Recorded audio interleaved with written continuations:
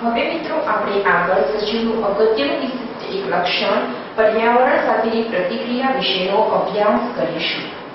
હવે મિત્રો આપણે જોયું કે સજીવ જે છે તે પર્યાવરણમાં એટલે કે આજુબાજુના વાતાવરણમાં રહે છે। તો આજુબાજુના વાતાવરણ એટલે કે પર્યાવરણ સાથે તેનું તાદાત્મ્ય જાળવવું જરૂરી છે, એટલે કે તેની જોડે તે તાલમેલ મિલાવી શકતો હોવો જોઈએ। તો હવે મિત્રો આપણે સૌપ્રથમ જોઈશું પર્યાવરણ પ્રત્યેની પ્રતિક્રિયા કે સજીવ પર્યાવરણ પ્રત્યે કેવી પ્રતિક્રિયા દર્શાવે છે અને તેને પર કેવી રીતે સેટ થાય છે। તો સૌપ્રથમ આપણે જોઈશું કે જો દરેક સજીવનું જો કોઈ વિશિષ્ટ લક્ષણ હોય તો તે છે જો દરેક સજીવનું કોઈ એક જટિલ લક્ષણ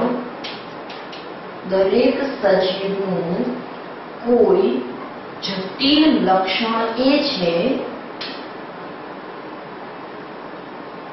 કે તેની આજુબાજુ અથવા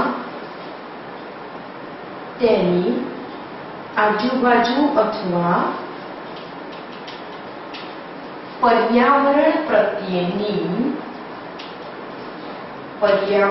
પ્રત્યેની આવિષ્કારની ક્ષમતાઓ છે।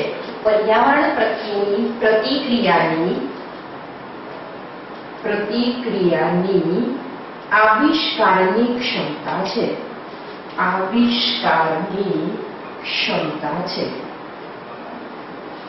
હવે મિત્રો આપણે જોઈ શકીશું કે આ પ્રતિક્રિયા છે તે કોઈ પણ એટલે કે દૈહિક, જૈવ રાસાયણિક કે ભૌતિક હોઈ શકે છે।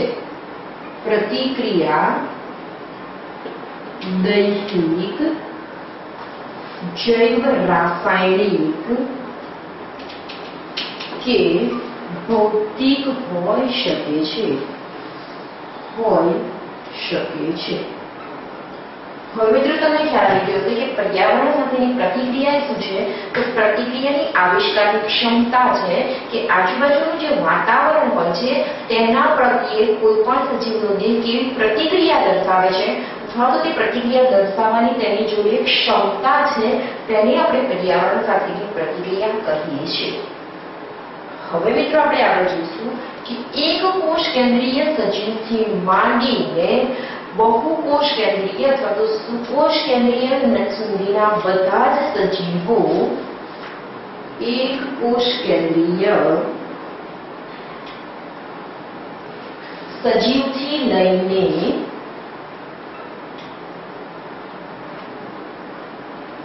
બહુકોષ કેન્દ્રીય સુધીના બધા સજીવો બહુકોષ કેન્દ્રીય સુંદરીના બધા જ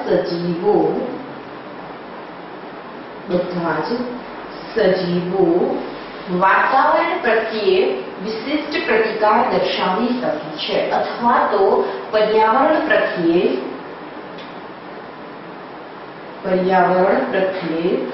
વિશિષ્ટ પ્રતિક્રિયા દર્શાવે છે।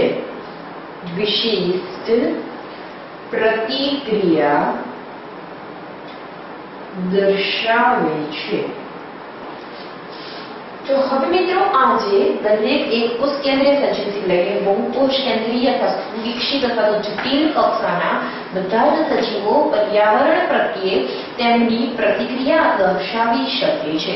તો મિત્રો હવે આજે પર્યાવરણની પ્રતિક્રિયા વિશે વાત છે તે આપણે હવે આગળ ઉદાહરણ દ્વારા સમજીશું।